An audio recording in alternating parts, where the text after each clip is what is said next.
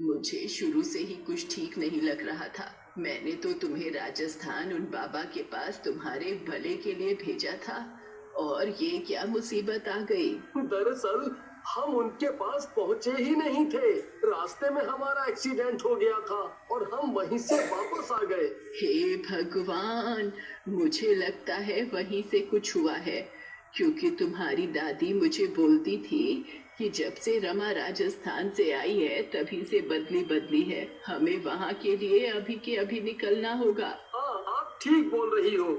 राजू रमा के पास जाता है और कोई काम का बहाना बनाकर वहां से चला जाता है। वो जैसे तैसे बारिश से होते हुए राजस्थान उन बाबा के पास पहुंचता है तो वहां उनको रमा मिलती है। रमा, रमा, तुम यहाँ? हाँ, ये लड़की 9 महीनों से मेरे पास है। इसके ऊपर किसी चुड़ैल ने जादू किया है, जिसकी वजह से इसे कुछ याद नहीं है। अब जब तक वो चुड़ैल नहीं मिलती तब तक इस लड़की की याददाश्त वापस नहीं आएगी।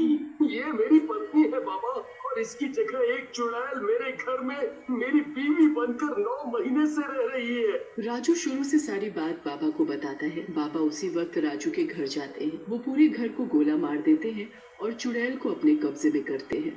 मैं कहीं नहीं जाऊंगी, कोई मुझे नहीं पकड़ सकता। तू मुझसे बच नहीं पाएगी, समझी? इसलिए खुद को मेरे हवाले कर दे। चुड़ैल कैसे भी उस बाबा के कब्जे में नहीं आती। फिर राजू पीछे के रास्ते से जाकर चुपके से उस चुड़ैल के बच्चों को बाहर ले आता है।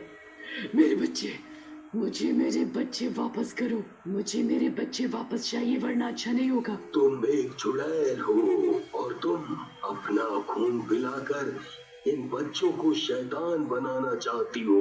मैं इन बच्चों के साथ कुछ भी ऐसा नहीं होने दूंगा और तुम्हें यहाँ से जाना होगा।